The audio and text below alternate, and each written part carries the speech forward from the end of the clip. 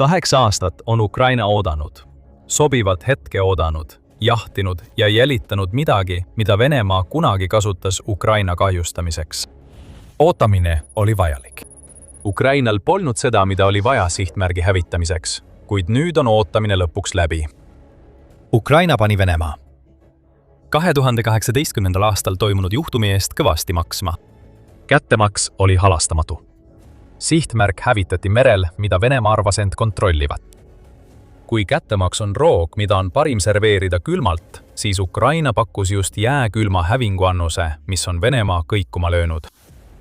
Meie lugu algab aastal 2018.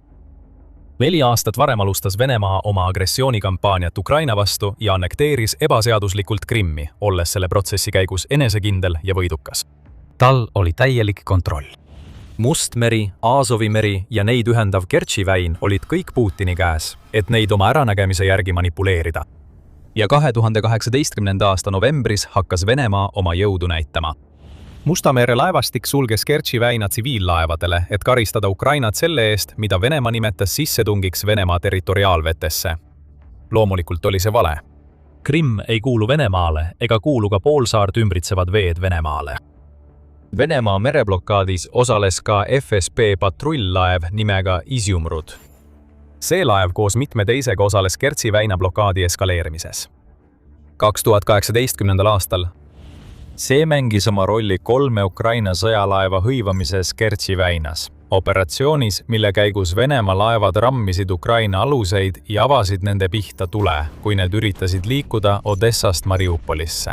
See juhtum oli tõsine näide agressioonist, mida Putin hiljem, vähem kui 4 aastat hiljem, täiemahuliseks sissetungiks eskaleeris. Rünnakus sai haavata 6 Ukraina sõdurit ning Venemaa väed võtsid Ukraina laevade meeskonnad vangi. Moskva püüdis saata sõnumit. Kõik meremehed visati vanglatesse, kus nad virelesid peaaegu aasta, enne kui nad lõpuks. 2019. aasta septembris vangide vahetuse käigus Ukrainasse tagasi saadeti.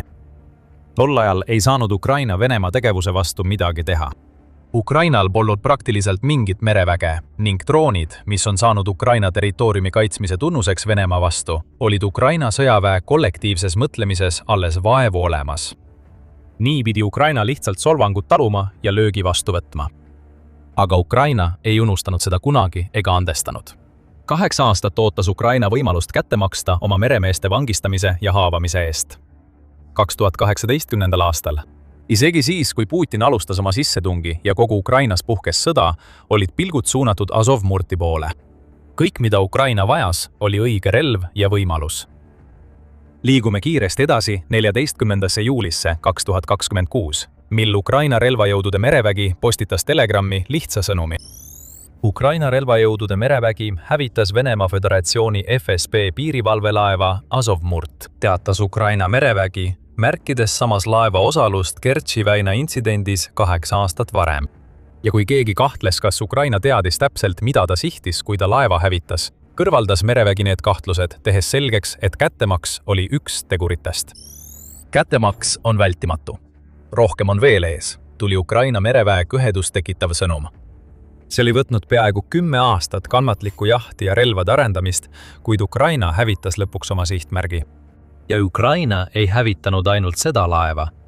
Ukraina sõnul on Venemaa meremehed Azimrudi rünnaku tagajärjel surnud või haavatud ning rünnak toimus ööl, mil Ukraina droonid hävitasid Aasovi merel veel 11 laeva. Nii et see, mida me siin näeme, ei ole see, et Ukraina paneb kõik oma ressursid ühe sõjalaeva hävitamisse. Nüüd domineerib Ukraina vetes, mida Venemaa kasutas 8 aastat tagasi Ukraina rõhumiseks. Azimrud ei ole enam see suur ja hirmuäratav kiusaja, nagu ta kunagi Ukraina jaoks oli. See on lihtsalt järjekordne laev paljude seas, mis sattus õnnetul kombel võimsa drooni ja liigse vee teele.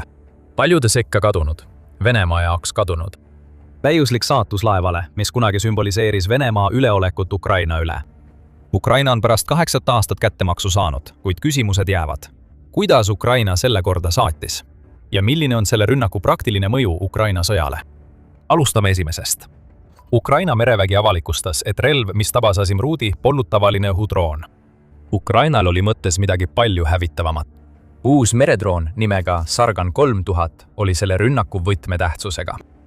Ukraina merevägi kirjeldab Sargan 3000 kui merelist mehitamata kompleksi, kuid Ukraina meredroonide seas on see siiski mõistatus. Me teame, et see oli üks uuemaid täiendusi Ukraina kasvavas mehitamata laevastikus, kuid tundub, et see jääb palju kuulsamate meredroonide nagu Magura VV5 ja CB varju. Ukraina president Volodymyr Zelenski on varem Sargan 3000-st rääkinud, nimetades seda mitmeotstarbeliseks platvormiks, mis on nii manööverdatav kui ka piisavalt mitmekülgne, et täita igasuguseid ülesandeid, sealhulgas rünnakoperatsioone. Kuid peale selle me eriti palju ei tea, vähemalt mis puudutab tehnilisi andmeid. Sargan 3000 võeti Ukraina mereväes ametlikult kasutusele alles 2026 aastal. Kuid peale selle on teave Sargan 3000 kiiruse ja kandevõime kohta salastatud. Siiski teame veidi, kui hävitav see meredroon võib olla ja mitte ainult Azimrudi uputamise põhjal. Juba aprillis teatas Euromaidan Press sellest, mis näis olevat Sargan 3000 esimene kasutuselevõtt Mustal merel. Ka seekord ei avalikustanud Ukraina midagi avalikult. Siiski ütles Ukraina sõjablogija Serhii Mizjura, et droonid, mida nähti Ukraina mereväe poolt sel ajal avaldatud videomontaažis, näisid olevat uue drooni eksemplarid, mida Mizjura väitel saab varustada nii relvade kui ka rakettidega. Esimesest ei pruukinud Azimrudi uputamiseks piisata, kuid viimane on hoopis teine lugu. Teisi märke sellest, kui tõhus võib Sargan 3000 olla, andis vihje, mille Ukraina mereväe pressiesindaja Dmytro Pletenchuk andis, kui Ukraina osales 2025 aastal Portugali ranniku lähedal toimunud Repmuse sõjaväeõppustel. Pletenchuk märkis, et Ukraina uus meredroon osales nendel õppustel. Ja see oli märkimisväärne, sest just Repmuse õppusel uputasid Ukraina droonid sõjamängude stsenaariumi käigus NATO fregati, näidates, kui tõhus võib olla Ukraina mittetraditsiooniline merevägi. NATO fregatt võeti sihikule ja tabati enne, kui ta üldse droone märkas. Tolle aja raportid väitsid, et Ukraina Magura Magyar V7 viisid fregati põhja, kuid tuleb küsida, kas Sargan 3000 oli selles rünnakus samuti osaline. Ukraina ei öelnud midagi rohkemat. Ukraina on hoidnud meredrooni juba kuid saladuse loori all. Mõistatus püsib endiselt, kuid ükskõik millised Sargan 3000 tehnilised näitajad ka poleks, Azimrud sai nüüd ühe asja kindlalt teada. Ukraina uus meredroon suudab uputada Vene sõjalaeva.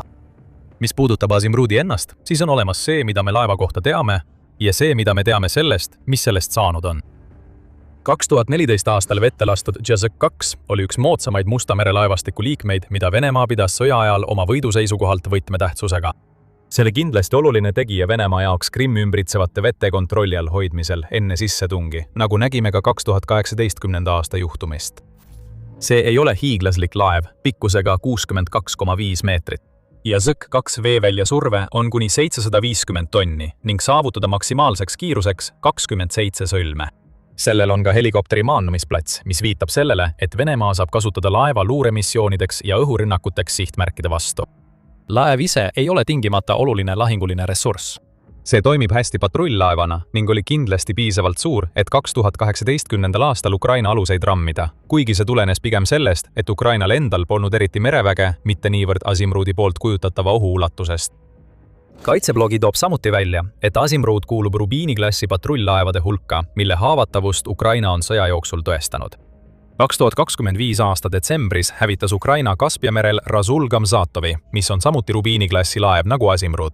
Ja 2026 aasta veebruaris said 2 Rubini-klassi laeva kahjustada rünnakus Inkermani ranniku lähedal Krimmis. Võib-olla võiksime neid lööke nimetada proovirünnakuteks. Külm kättemaksu pearoog pidi saabuma hiljem. Mis puudutab Azimrudi saatust, siis tegelikult oleksime pidanud selle laeva võimeid analüüsides rääkima temast mineviku vormis. On vale öelda, et Azimrud on Rubin-klassi laev. See oli Rubin-klassi laev. Ukraina Sargan 3. 1000 rünnakupaigast on juba ilmunud satelliidifotod ja need ei anna Azimrudi saatusest just ilusat pilti. Need fotod näitavad, et Ukraina tabas laeva, kui see oli kai ääres sildunud ja kinnitavad täielikku hävingut. Laev on praktiliselt kogu oma kaikoha ulatuses pooleks rebitud ja püsib vee peal vaid tänu sellele, kus ta Ukraina rünnaku ajal asus. Seda ei saa kuidagi teisiti tõlgendada, kuigi nüüd on laevast saanud 2 tükki. Azimrud on läbi. See ei tule enam tagasi. Parandamine ei ole võimalik ja Ukraina on oma kättemaksu saanud. Kui see oleks olnud üksik rünnak, mille Ukraina läbi viis, oleks seegi piisav. Kättemaks on magus. Ukraina väegede moraal tõuseks ja Venemaa peaks leppima laeva kaotusega, mis oli kunagi sümboliks oma võimele Ukraina üle domineerida. Aga Azimrudi puhul on tegelikkus see, et selle uppumine on vaid osa kampaaniast. Siin on mängus suurem pilt ja see muudab Azimrudi pigem kõrvalmärkusena kui Ukraina ainsa sihtmärgina. Enne kui me selgitame, mida me selle all mõtleme, tuletame meelde, et te vaatate saadet The Military Show. Kui saate sellelt kanalilt uusi teadmisi, vajutage telli ja klõpsake teavituskella, et näha rohkem seda, mis meil järgmisena tulemas on. Tagasi Azimrudi juurde. Selle laeva uppumine on tegelikult sümptom probleemist, mis Venemaal on olnud väga pikka aega.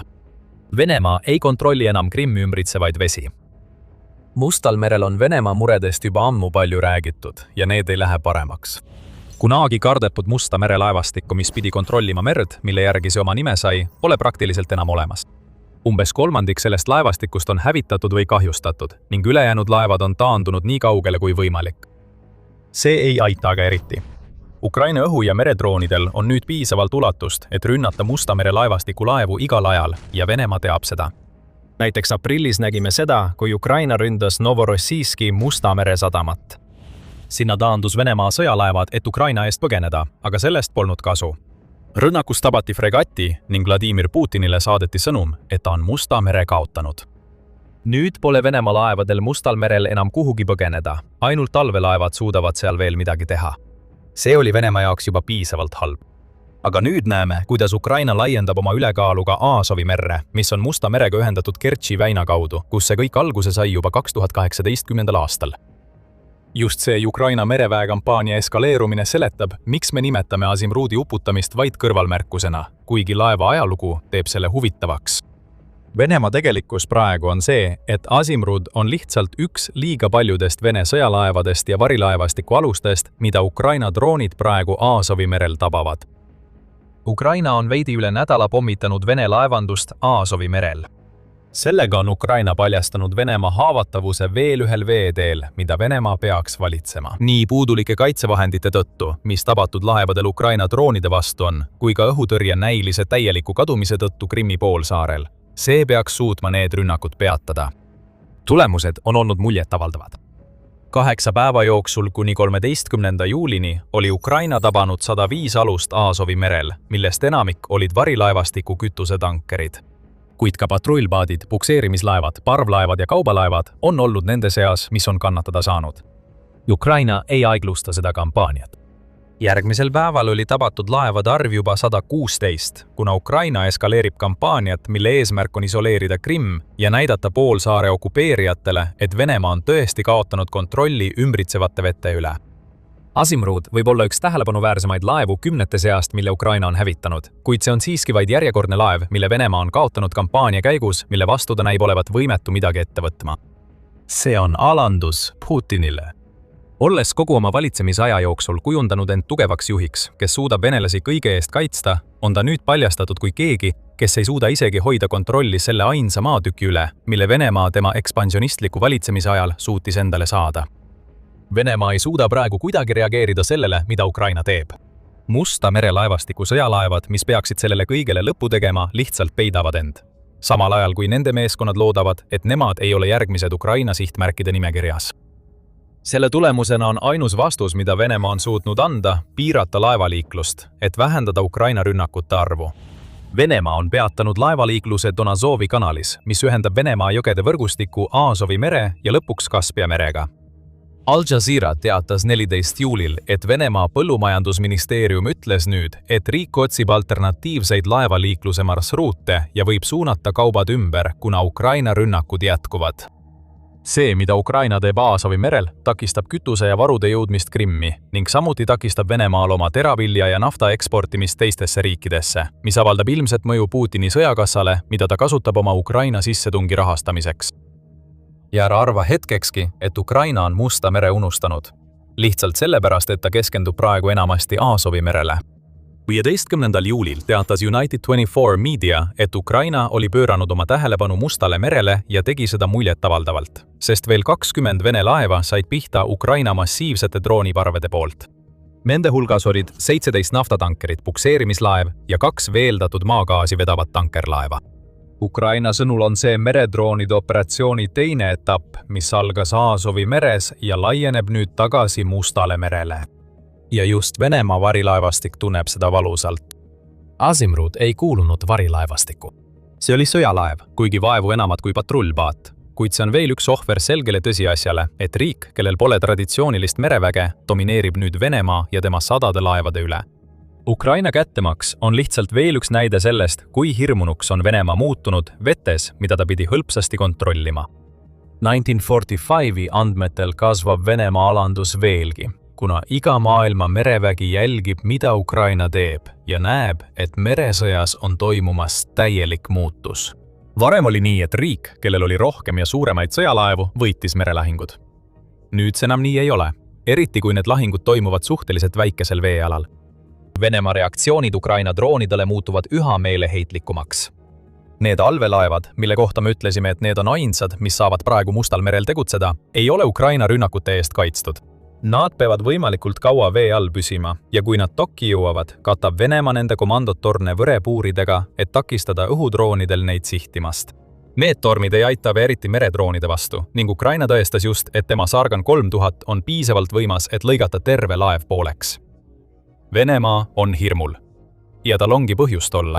Ukraina ei kavatse loorberitele puhkama jääda nüüd, kui ta on lõpuks 8 aastat kestnud teekonna jooksul kätte maksnud Vene laevale, mis kunagi tema mereväge alandas.